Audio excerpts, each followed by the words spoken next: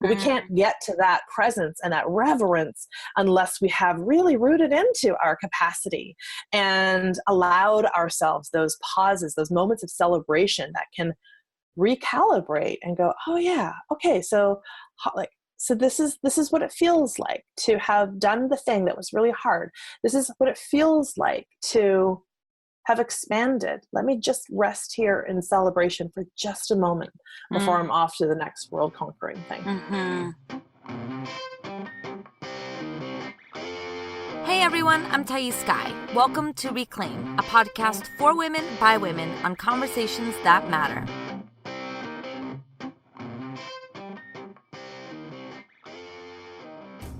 Hello, everybody. Welcome to Reclaim, the podcast. My name is Tanya Geisler. I am the host, and I'm here for another week of Reclaim, for another week of an amazing interview.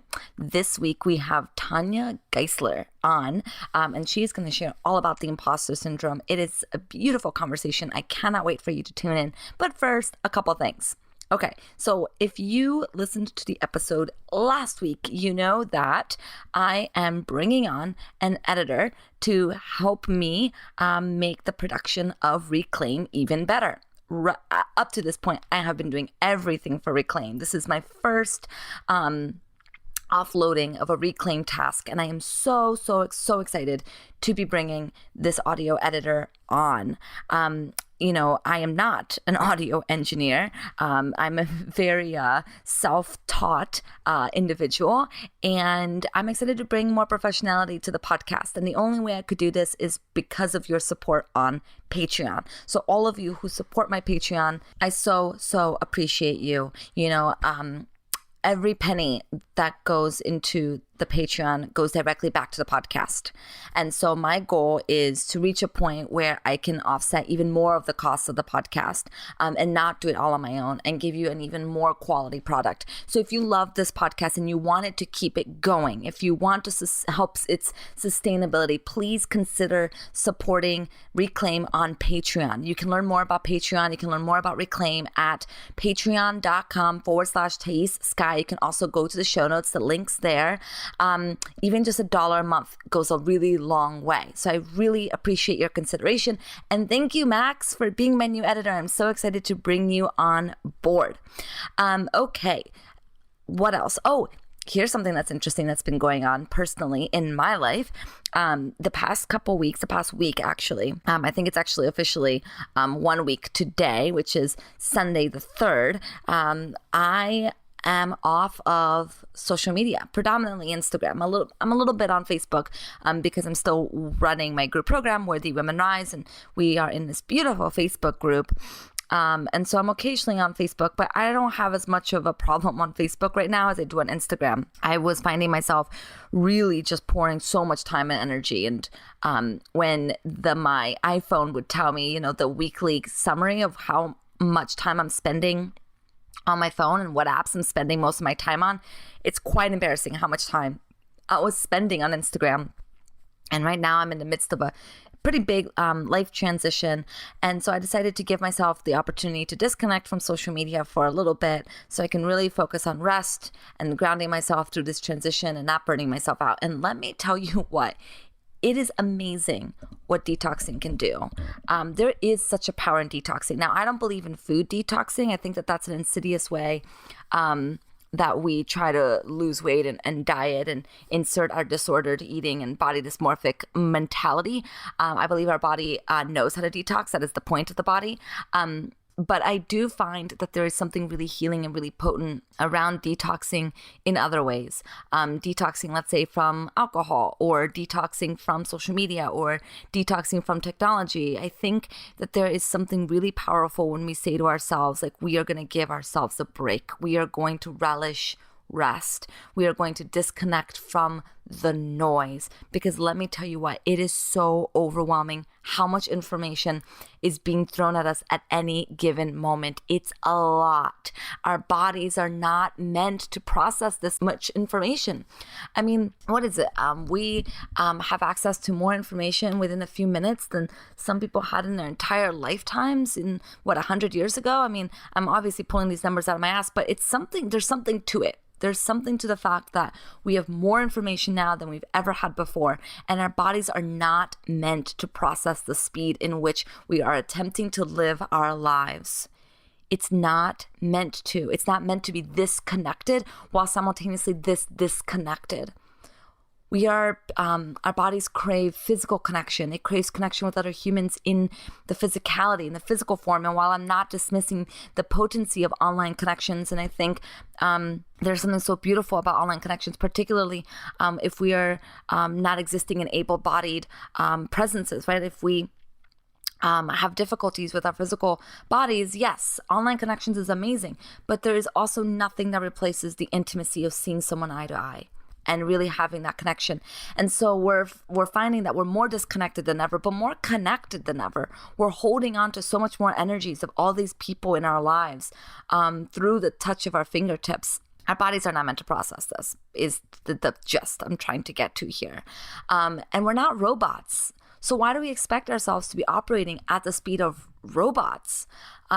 We are humans, and we're meant to be slow and mindful and nourished by time, by presence, by space. And so I disconnected from social media, and I'm giving myself this gift of being really present in my life, and it's been so amazing. And so I would love for you to inquire around your own spaciousness. And this is something that the women of Worthy Women Rise and I have been exploring a lot, is the addiction to busyness and the need to have our space completely filled so that we don't access the void that is within us.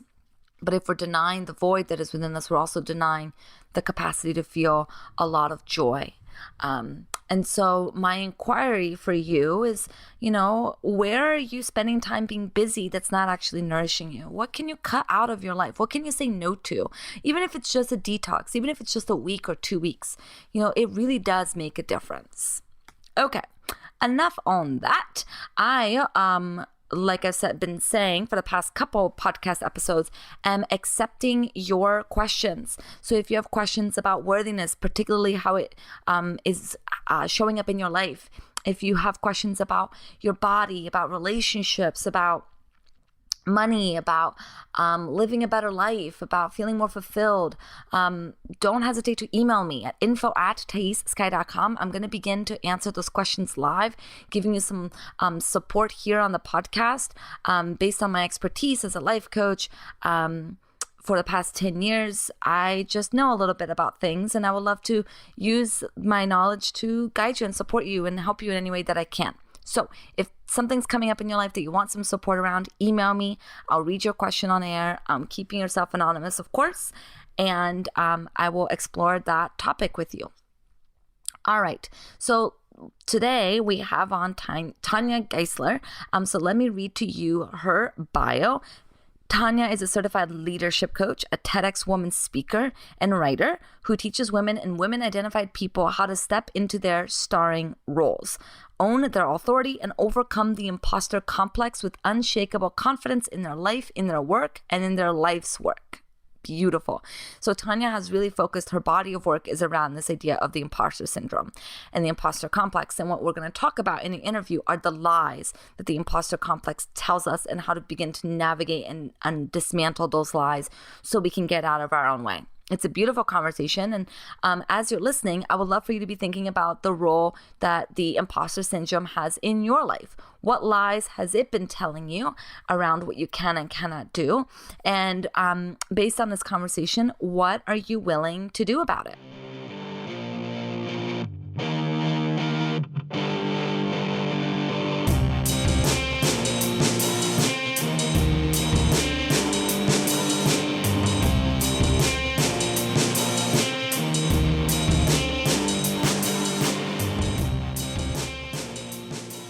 Hello, Tanya. Welcome to Reclaim the Podcast. Thank you so much for being here with me. Totally honored. Thank you for having me.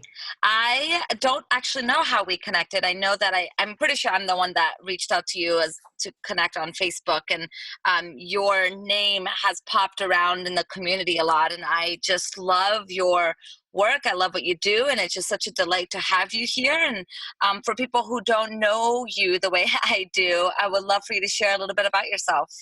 Sure thing. I don't remember how we connected too. I know you did reach out, and I was very honored that you did. I've been following your work avidly. So I am a leadership coach, and my body of work is in and around the imposter complex. And I really support women and women-identified folks step into their starring role. That's the language I've been using for a really long time, and it's still, it's uncomfortable language, and still it's the language that really does resonate the most, because I really do feel like we are all being called to step forward into our star and role. So I help people to do that with what I call unshakable confidence, which is really the opposite experience of the imposter complex. So I do that through coaching, and I do that through programs, and through writing, and through speaking. And I am very glad and grateful and joyous that I get to do this work. I love that. And so what do you mean by starring role? Like, what have you found that represents for the women that you work with? It is the expression of our activation. I mean, I feel like I'm just using buzzword after buzzword here, but really it's that expression of the activation. Like, so the thing that we have been called forth to be and stand in, that's what that is. And it evolves as it's supposed to. So, you might be working with thought leader right now. That might be the thing that you have been called to step forward and into. And in doing so, the imposter complex is going batshit crazy. And that doesn't mean that you're not supposed to step into it. It probably means that you're supposed to do that much more. So that starring role is really shorthand for purpose. I mean, you can only imagine how much eyeball rolling I get when I go in and speak with, go to conferences or we're talking with like thousands of engineers and women engineers, and I'm talking about the star girl language, and people are like, oh God. But the moment we really get into it, it's like, yeah, that's that thing that I've been called forth to step into. There's nothing else that describes it better than star and role. Yeah. And I love how you break down the imposter complex. And I'm reading it straight from your blog here, that there's 3 primary objectives of the imposter complex. It wants to keep you isolated and alone. It wants to keep you out of action, and it wants you doubting your capacity. And I'm curious, on your work with the imposter complex, like why does that place within us want us to stay isolated, out of action, and doubting ourselves? It's biology, right? It's just safer if we don't. Just safer, right? Like, it really is what it comes down to. It just comes down to safety. So, don't swing out, and the pterodactyl won't get you. It really does come back to the amygdala, and so part of where I'm really orienting my work in 2019 and 2020 is that I want to be mindful of not brushing, let me say that a little bit differently. I've been talking about the imposter complex for a really long time. And for the longest time, all roads for me lead to the imposter complex, right? So if I see somebody who's like stuck in inaction, if I see somebody who's doubting their capacity, if I see somebody who's keeping themselves alone and isolated, I'm absolutely going to go straight to, okay, here we are working. We can see that this is the imposter complex. And sometimes it's not that. So I'm really wanting to be super mindful of the places where that might be something else might be going on. There might be anxiety, there might be depression, there might be alcoholism, there are these other places that are going to present in this way. And it's also true that that's what the imposter complex is going to do. It's going to have us doubting our capacity, wanting to keep us alone and isolated, and absolutely it's going to want to keep us out of action. So our job needs to be to create strategies that are going to help to move past and through when we're dealing with the imposter complex. Yeah, I actually see that quite often in my circles of coaches and therapists, is that we have a theory, we have a way of orienting our work in the world. And then it just so happens that everyone we meet falls in alignment with the pattern, the thesis, the hypothesis that we've created about the world. And isn't that just so funny how that happens? Yeah, so I'm really hoping that, I'm from my own work, I'm really hoping to bring a lot more discernment. I mean, I am about to relaunch my podcast, and I think I said, to a hammer, everything looks like a nail. So Yes, for me, for the exactly. longest time, everything will look like the imposter complex, but sometimes it's not a nail. Sometimes it is, sometimes it's aggression, sometimes it's Yeah. racism, sometimes it's that phobia, sometimes it's something else. And when we are clear what that actually is, and we know that we are dealing with the imposter complex, then we've got some strategies to work with it. Yeah, I love that. I'm obsessed with discernment and practicing discernment, and I would love to know, like, how have you cultivated discernment in your life? Like, what does that look like for you? Well, I'm a Libran. so Mm, so I was saying that, like, I'm a enough Libran life coach, right? So, like, said. and scene, yeah. So I'm all about the what's on the other side of that, what's on the, it feels like this, but I'm a big on the ampersand, right? So this Mm, and that, it's both and. So that's not a stretch for me. That's just how I view things. Can be very frustrating to be around me, mm, to mhm. be certain, and that's just how I see things. Yeah. Yeah. I just think it's so important, particularly as we're navigating the coaching industry. This is something that I've been talking about, Yeah. which is that so much of how the coaching industry works is on a lack of discernment, is on a just Mm, believe, the words that I'm mm, putting on the page. Um, and if you doubt my capacity, you're doubting the universe, and therefore you're doubting yourself, right? So we use sometimes this marketing and this language to keep yeah. people from practicing discernment. And I think that that is such a tool of the patriarchy to not use discernment. And that's such an invitation for all of us women to step into, is really making sure that we're filtering everything that's coming into our experience and passing it through certain tests. Like, does it pass Mm, through my gut? Does it feel good intuitively? How mm, does this land for me, etc. mm. Absolutely. And I would say that for me, so there are these 6 behavioral traits that present with the imposter complex. And I'll even just back up for a second and, attribute the teachers, because I think that's really important. And I did not, obviously did not originate the concept of the imposter complex. Imposter phenomenon is the name that it was given back in '78 by clinical psychologists Pauline Clance and Suzanne Imes. So they were working with really high functioning, high achieving women at the time, and realized that they seemed to be incapable of internalizing their success, but they were over identifying with any failures that they had had. So, so I've spent a lot of time trying to understand that tension between success and failure, understanding, even the imposter complex in and of itself has this, one of the lies, or there are 12 specific lies that it wants us to believe. And one of them is it's all or nothing. Mm, It's really, like, obsessed with, these competence extremities. You're either a total success or a raging failure, because there's nothing in between. And so for mm, me, as a as a Libran, and who's like super fascinated with the discernment as well, life happens in the in-betweens. Like, so mhm, I'm super cautious when I hear somebody, my alarm bells go off when this is the way. mhm. There's that's not somebody I'd be sitting next to at a dinner party, So, like, I'd move. So I'm not going to look for that in my teachers. So I think we have this tension, though, between, um, being convinced and then also with lots of room for exploration. I mean, I will Mhm, just my coach is Desiree Adaway, who I know mhm, and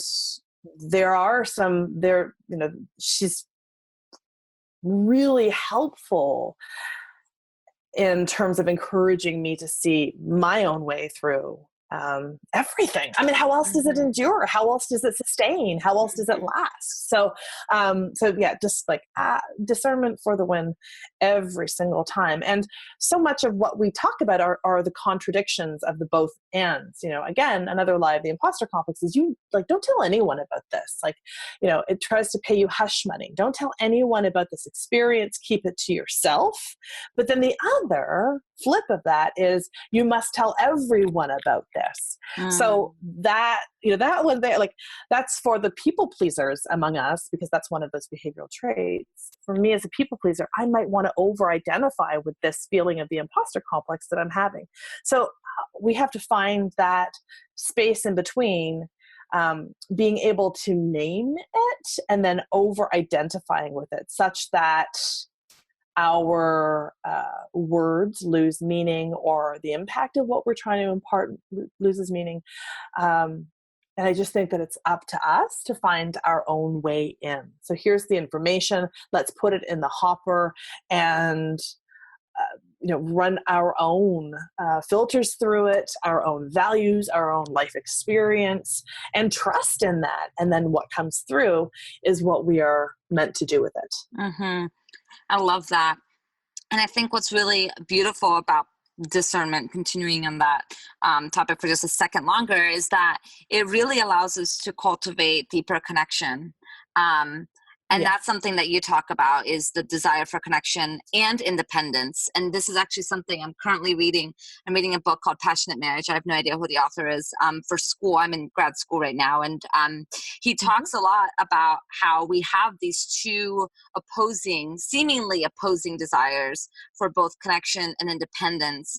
And if we don't practice discernment, I think if we don't practice questioning ourselves constantly, I think we tend to fall very deeply into confusing what those two things look like, such as independence means I don't want any relationship with anybody, and connection means total emotional enmeshment. Mm-hmm. Yeah. I was just writing about this. I think it was actually in today's post. Actually, I was writing about that tension that's so. I'll say so many of us, because I think that your listeners are probably the same as mine would be. And when I do values-based work, usually independence is a very top value, but superseded often by connection. And they sometimes feel like they are in tension with one another, and they absolutely are, to a degree. But again, what is it in service of? Like, what is our desire of that connection? Are we, like, if I think about the idea of naming the imposter complex versus naming it so that we are not in isolation around it. So naming it to bridge connection. But then the part that over identifies with it, that really is looking to bridge out of like pity, or doing what, I can't remember who it was who said this, sort of doing an emotional striptease around the vulnerability, the shame, the fears that come up with the imposter complex. So again, it's finding our own individual way in. And the tenuous quality of this is that there's no right way. It's only our way. And we have to constantly find our own footing. Nobody can do that for us. That's our job, is to find our own way forward. I love that. And I know that what's really important in both cultivating connection and independence, that line between the two is intimacy, right? And I'm curious, like, how you've seen the imposter complex affect our capacity to be intimate with ourselves, with each other, and with the world. Well, I think that just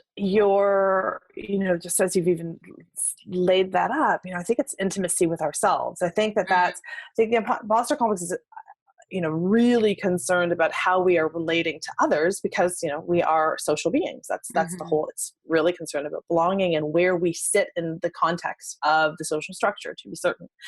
And I think that this is probably true. I'm going to go ahead on a limb and say that you probably see this as well. I think it's that intimacy with ourselves that is foundationally missing. I'm deepening some analysis on a structure that I call the unshakable confidence model, where integrity, presence, and action are these three legs of a stool. So if any one of those are not structurally sound, then we're going to wobble. And integrity is the first piece. And that relates to, if you struggle with people pleasing, or if you struggle with leaky boundaries, integrity is the place that I would usually have you look. And this really requires us to, know what we stand for. And I've got to be honest, I'm trying to find non-ableist language for that. I haven't done a great job of finding another way to say that, but like what we stand for, what we, what our vision is, and how obedient we are to it, our own authenticity, our own, what we are structurally made of. And then this ability to honor our word, which I really think comes from this place of intimacy with ourselves. Can I trust myself to be intimate with myself? Can I trust myself to honor my word? I'm great at honoring my words to other people because I'm a people pleaser or I have leaky boundaries, but can I honor my word to myself? And that to me is what integrity speaks into, and then in intimacy as well. Does that land? Yeah, that lands. And, when I think of integrity, I think of integration, right? And how those are so intertwined. And it's so important as we're doing the work of checking our integrity to be looking at where the integration isn't happening, because that's really the invitation. Yes. and a sense of wholeness, right? Like, so that's, exactly. I think that there's some Latin roots there. And so if we don't know what that is, it is just hard to be intimate with another if we don't have that intimacy with ourselves.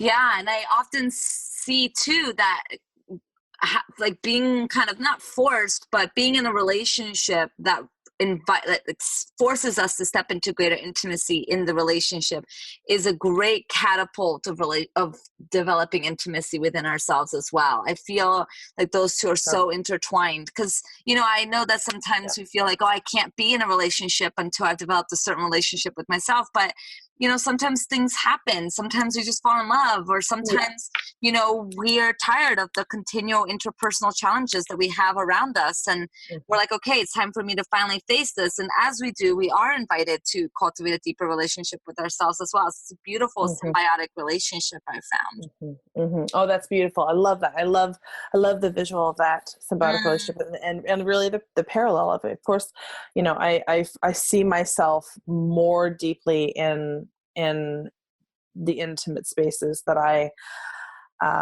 allow myself to go into. And I don't know that I'm speaking into, a worthiness quality so much as more of a, I know, here's what I think I mean.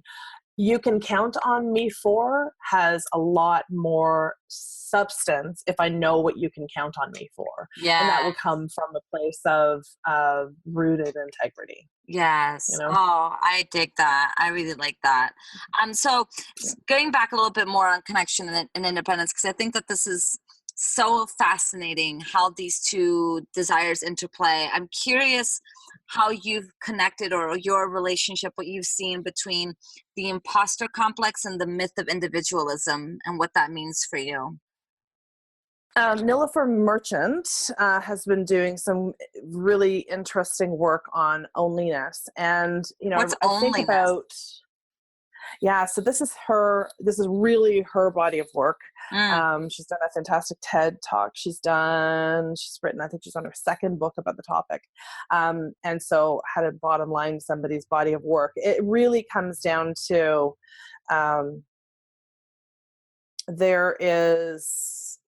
we are obsessed with this individualism, and yet we live in the context of all of these structures, and still there's only the one spot that we individually stand on and only stand on. And so that becomes amplified by the structures within which we live.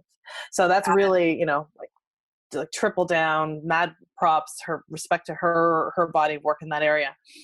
So really what I'm thinking on is very much informed by that.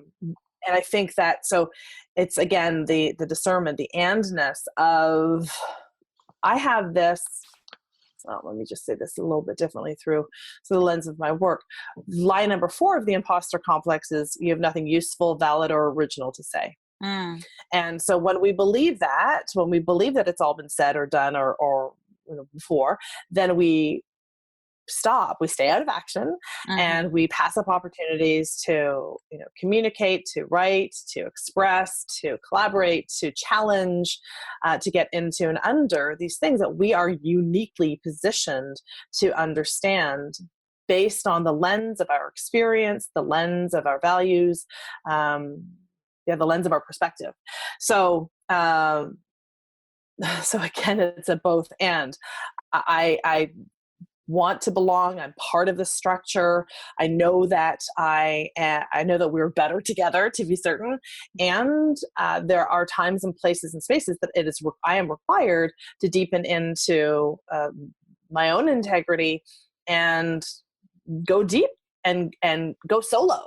So that's go solo in terms of my own understanding. So really deepening my roots so that I can contribute more greatly to the society, the system that I operate within as well. I love that. That's And that lie, it's so poignant. It really resonates with me, the sense of, who am I to be doing this work? There's so many people already doing it. And that has felt more and more to be the case as more and more, social media has become even more pervasive in our lives. And the minute I, go to write about something, if I do even the tiniest bit of research, I find that like a bajillion people have already written on it, so it's very easy to feel like it's kind of an audacious task to write something on social media. It almost requires a sense of entitlement. Like, I'm allowed to take up the space and put this work out in the world. And I feel like it's never far the question of, who am I? Who am I to be saying this, to have an opinion? I'm just a small person in the world. Like, who am I to put together a thesis or put together an idea and put it out into the world? And so I'm curious, how you navigate that, or how you, support people in navigating that question. So that question really comes down to that doubting our capacity, that second piece where it's going to have us doubt our capacity, that, who am I to? Now, I got a Mad Lib for you that really ends up with who am I? I'm Tay's fucking Sky. That's who I am, because I have done, right? Like, you've done the work. I mean, here's the thing. The imposter complex only impacts those of us who have strong values of mastery, integrity, and excellence. The fact that we experience it is proof of that. So the truth of the matter is, with all of these lies that I talk about, there is always room for improvement. There is always room for more. There's always room for a deeper analysis. There's always room. So I feel like when we can dial that back, we have this thing, I have to be, with the competence extremities of the all or nothing, I have to be perfect at this to be able to take up the space. Actually, you have done, like, your body of work, your understanding, your lens of experience and values and all of those things have brought you to this precise moment. So the truth is, because we over-identify with the failures and tend to, glide over those successes, bolstering our authority, and I say that, with a little bit of levity too, what we have authored, like bolstering that requires us to really look at all that we have done, and I mean all that we've done, all that we have created and delivered and sold and survived and healed, absolutely everything, because we are so, the ego wants to want more than it wants to get. So it's always going to have us bypassing our successes. So wait, first that's of all, really, we have to do kind of pause, Tanya, because that's so beautiful. Can you say that again? The ego wants to want, not to get? Yeah, the ego wants to want more than it wants to get. I feel like that's really, really so like profound. Thank you. The moment you're on the other side of that precipice, right? You're on to the next. But the Mm-hmm. truth of the matter is we have to pause in this place and go, damn, this is where the party's at. It's on the other side of this resistance, but we're so fast, it's so quick to blast off into the next that it's really hard for us to do that internal audit of wins, that Mm-hmm. internal audit of our own successes, whatever the language that's most resonant for you. But we are required to do that first and foremost because we don't have a fighting chance of believing people when they tell us how remarkable we really are, because we Mm-hmm. don't have that. Again, I'm going to come back to that integrity.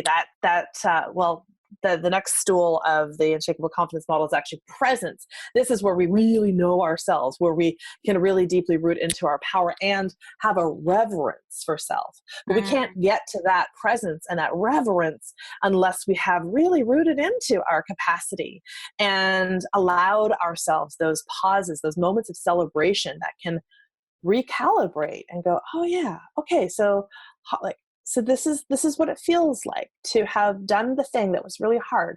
This is what it feels like to have expanded. Let me just rest here in celebration for just a moment before I'm off to the next world conquering thing. Mm-hmm.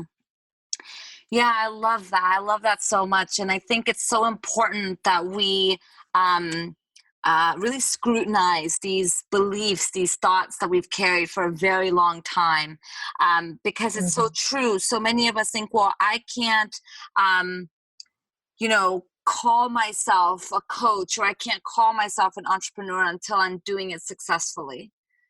But, Mm-hmm. it's like you first have to name it and bring it forth and Yes. make it be a part of your identity before you are successful at it.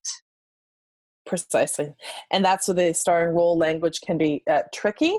And that's really what it is. So for that person, stepping into coach is really important and has to be done before they're able to step into the next and the next and the next, or at least the process of it is an Right. important one to have. And, just to your point, right there, what is success? I mean, your version of success is going to be entirely different from mine. And we Yeah. really do like to trip ourselves up with these kind of brain teasers.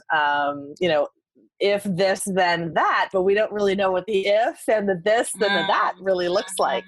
Mhm. And so, line number 7, I'm kind of jumping all around, but I didn't know. This is just what's showing up. You're not ready yet is line number 7, Mm. right? So you're not ready yet. So that can keep us on so this one here, the imposter complex is actually giving us a tiny bit of leeway. It's suggesting that, you may be ready one day, sugar, Mhm. because it calls you sugar, because it's kind of a dick like that. You may be ready one day, but that day is not today. So you're going Yeah. to need the extra degree, or you're going to need the extra 10,000 hours, or then you will have earned the right to call yourself that thing. Yeah. When actually you've done your due diligence, because you have strong values of mastery, integrity, and excellence. You've done your due diligence, and you are uniquely poised to be the person to write that blog post, start the podcast, call yourself a coach, because you have done your own due diligence, and you really do understand how how to do what you need to do, and you've done that. Yeah. That's really what it comes down to. I love that. As something I feel like I should have asked at the beginning, but we're going to ask it now. How Yeah. did you come upon this? What about the imposter complex is important to you? Like, why did you decide at some point that this was going to be your mastery, the body of your work? How did you come upon this? I will say that when it was named for me, it offered me such a profound sense of relief, unlike anything else ever did. Mm, And so I really just needed to be with that. Like I will never forget just that feeling when it was like, oh, that's the imposter complex, and just that sense, like, oh my gosh, this is a thing. It is a bona fide, legitimate thing. So I could see in my my former career, I was in advertising. I could see all of the places that it had shown up, and I really could see where it showed up in the areas that were deeply important to me. Like I mm, have a moderate yoga practice. I have zero desires or need to be masterful in my yoga practice, right? Like none. But in my speaking, my coaching, my writing, my parenting, it's really important to me. So those are the places it's going to show up. So I found that connection really fascinating. And then when I started to see these behavioral traits, the comparison, diminishment, procrastination, perfectionism, people pleasing, leaky boundaries, it just my mind just kind of blew wide open.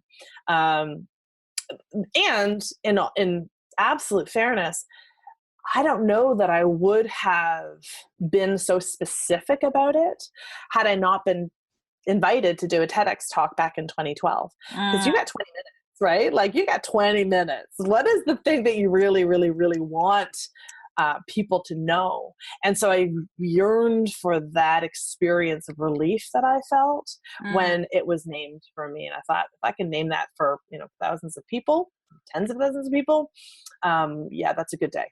So that really informed my thinking and really had me look deep and research. And I mean, I'm nowhere near done. I feel like I'm just beginning. I love that. And I wonder, what do you offer? Well, not what do you offer. Do you think that the goal is to not have the imposter complex? Nope. You know what I mean? Like what? Yeah. So like, I'm curious, like what the evolution looks like on this journey. Yeah, it's like, for me, it's about turning the light on faster. Honestly, like just, as long as you have strong values of mastery, integrity, and excellence, and if they sound like a broken telephone, it's like a broken record, then that's totally on purpose, because I really want people to get that's the reason you're experiencing it. As long as that is true for you, then, and as long as you are expanding and evolving and looking into those darker corners, then it is going to show up. And it's just letting you know that you are on the cusp of something that is really important to you. So it's not the time to back away. That's the time to go forward with care, calibration, and discernment. So no, I think that it would be a lot like saying, I really want to eradicate the world of fear. No, I really just want us to go, oh, hello, old friend. I see what you're trying to do. You're trying to keep me out of action. You're wanting me to doubt my capacity, and you want me to be alone and isolated. So here's what I'm going to do. I'm going to get into and under what these fears are. I'm going to really look closely at the resistance. I'm really going to try to understand if this is actually going on, if I am being blocked by actual critics, or if this is an internal process of inner critics, or if they're realistic objections that are keeping me out of action. Once I know that, then I can really dig into my capacity, remind myself all that I have done and who I actually am. And I know that I don't have to go this alone.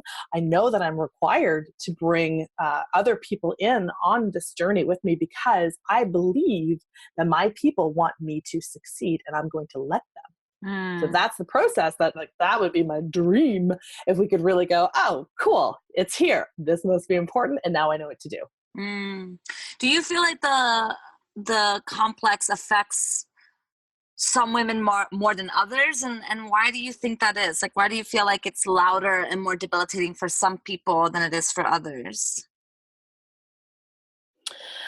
So to start, it depends on where you sit in the context of the center of the universe.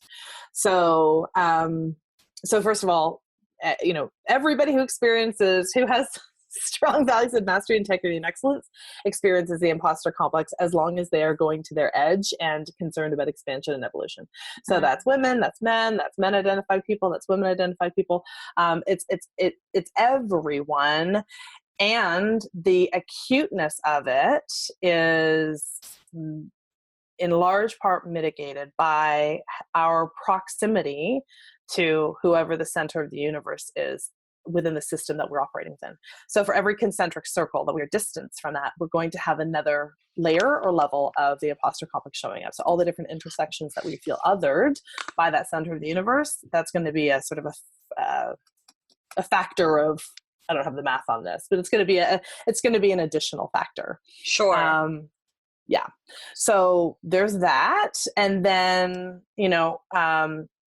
Joe Casey's done a lot of work understanding feminine conditioning. So those behavioral traits that we tend to hide out in, and those are all double binds, by the way. So that diminishment, that comparison, that perfectionism, procrastination, leaky boundaries, and people pleasing, these are all double binds because we go to those behaviors to avoid feeling like an imposter. So we want to like make sure that those are helping us to fit in better. But by engaging in those, actually have us feeling more like the imposter. So those Isn't that are amazing like, how that works? Right? It's Right? human psychology is fascinating. It's fascinating. Mm-hmm. Yeah. So if I do this perfectly, then I will belong. So I'm going to triple down, double down, triple down on working really, really, really hard and making sure that it's absolutely perfect. But then I'm going to look up at some point and go, wait a minute, nobody else has to work 2 to 3 times as hard to make sure that it's perfect. Clearly I don't belong. Right. And, for me, my work has always been in people pleasing. So for me, I'm going to make sure that you like me. And that doesn't make me wrong, right? Like, again, we are social beings. People pleasing is an instrument of survival for marginalized folks. So this is not to say that this does not make us wrong for engaging in this behavior, and where is it keeping us from ourselves? So, I was a people pleaser. I'm going to make sure that people like me. I'm going to use my charm. I'm going to make sure that I'm liked. And then when I'm given opportunities, I'm invited to do something, I will chalk it up to them just being nice, not because I'm talented, skilled, and expert in this topic, but because they like me. So that's that double bind there. So, back to your original question, which was, how, does it impact people more acutely? I'm paraphrasing. I think that was your question. Yeah. I think that in terms of our family of origin upbringing, how often we've heard those stories, like how often we've had those, that validation that people pleasing was the right approach, or, if boundaries were breached in our upbringing, then we might continue to have leaky boundaries, or we go the complete other way, right? That's the other piece here too. So wherever those behaviors were praised, then we'll tend to hide out in those behaviors a little bit more, I would say.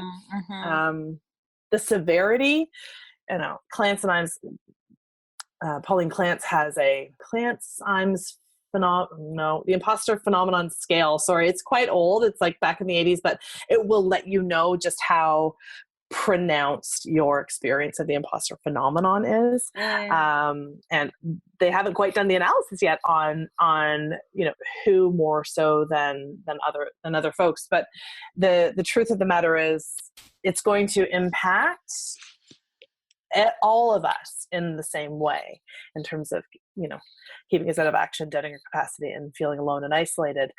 And how we respond will be impacted by which of the behavioral traits we tend to operate from, or the ones that tend to get in our way more than anything else.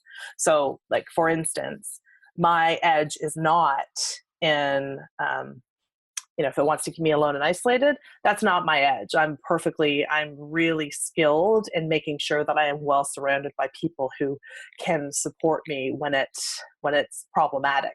But keep staying out of action, that's probably my edge. So again, discernment, like, you're going to have different places where the strategies seem trickier for you than anybody else. So we got to figure out which is the lie that we believe the most. We got to figure out which is the behavioral trait that gets in our way the most, which of these stool legs of the unshakable competence model we need to work on and fortify, and and then we know where to go, and then we can get our best work out into the world. I mean, it's all happening in conjunction, but if we want to do this seamlessly, that would be the dream. Yeah, that's beautiful. And I love that you're doing this analysis and that you're doing this work. I see a lot of similarities between the imposter complex and the worthiness wound, which is my, where I'm where my body of work resides, I guess I could say. And I think it's so important to be offering women all sorts of tools to be navigating these parts within us, because, it's so imperative now more than ever that we truly rise up, that we truly stand in our starring role, that we truly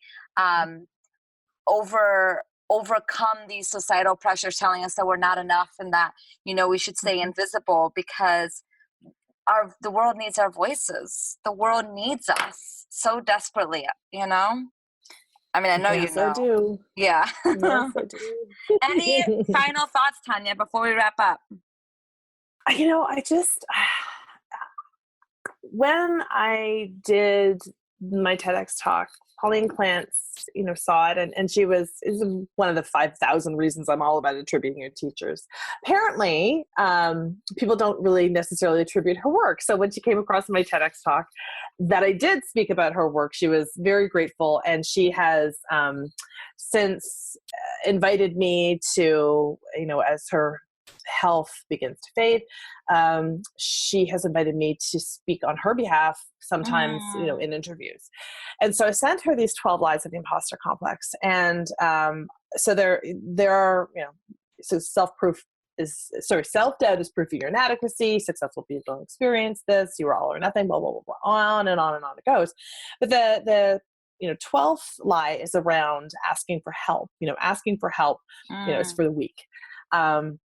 So she read these, and she was in full agreement with everything else, and except for that one. That was the one that really challenged her. And she, in a conversation, she said, it's really hard for me to get my head around what an incredible time that you are getting to work from. She's speaking about, my work. And she said, back in 78, when we were doing this work, asking for help was a liability. Working in the context of, the patriarchal systems and structures that continue to endure now, and really in a office setting, anywhere else, it would be an absolute liability. So what an incredible time that it is just understood that your people want you to succeed, and that your people, asking for help means that you are serious about your success. And these are lovely, lovely, lovely words that we see in memes all over the place. The truth of the matter is your people do want you to succeed. So we got to let them help us, just as we are committed to the activation and evolution of each other, right? So I would just be, as you are so deeply generous about lifting others, allow others to lift you as well, because nobody's supposed to go this alone. Yes. I love that. I love that so much. Thank you so much for coming on and for sharing your expertise with all of us here at Reclaim. I really, really appreciate your work, and I look forward to continuing to see the conversations that you engage in and where you go from here. Thank you so much for having me. Honestly, it's been a joy.